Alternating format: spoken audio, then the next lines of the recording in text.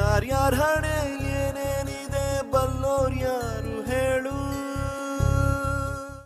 ಬೆಂಗಳೂರಿನ ನೆಲಮಂಗಲದ ಬಳಿ ಕಾರಿನ ಮೇಲೆ ಕಂಟೈನರ್ ಬಿದ್ದು ಒಂದೇ ಕುಟುಂಬದ 6 ಜನರು ಮೃತಪಟ್ಟಿರುವ ಭೀಕರ ದುರಂತ ಮಾಸುವ ಮುನ್ನವೇ ಪುಣೆ ಬೆಂಗಳೂರು ರಾಷ್ಟ್ರೀಯ ಹೆದ್ದಾರಿ 48ರಲ್ಲಿ ಮತ್ತೊಂದು ದುರ್ಘಟನೆ ಸಂಭವಿಸಿದೆ. 2 ಕಾರುಗಳ ಮಧ್ಯೆ ಭೀಕರ ರಸ್ತೆ ಅಪಘಾತ ಸಂಭವಿಸಿದ್ದು, ಈ ದುರ್ಘಟನೆಯಲ್ಲಿ ಒಂದೇ ಕುಟುಂಬದ 4 ಮೃತಪಟ್ಟಿರುವ ಘಟನೆ ಹಾವೇರಿ ಜಿಲ್ಲೆ ಶಿಗ್ಗಾಂವಿ ತಾಲೂಕಿನ ತಡಸ ಕ್ರಾಸ್ ಬಳಿ ನಡೆದಿದೆ. ಚಂದ್ರಮ್ಮ, ಮೀನಾ, ಮಹೇಶ್ ಕುಮಾರ್, ಧನ್ವೀರ್ ಮೃತರು.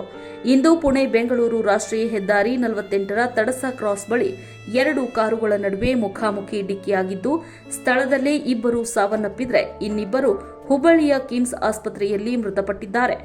KA05 NC 4963 ನಂಬರಿನ ಟಾಟಾ ಆಲ್ಟ್ರೋಸ್ ಕಾರಿನಲ್ಲಿದ್ದ ಒಂದೇ ಕುಟುಂಬದ 4 ಸಾವನ್ನಪ್ಪಿದ್ದಾರೆ.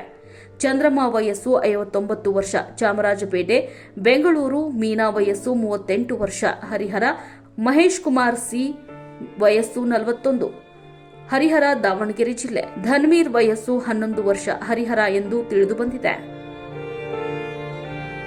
ನೀವು ನೋಡ್ತಿದ್ದೀರಾ, ಇದು ನ್ಯೂಸ್ 88 ಕನ್ನಡ, ಸುದ್ದಿಯ ಜೊತೆ ಸದಾ ನಿಮ್ಮೊಂದಿಗೆ.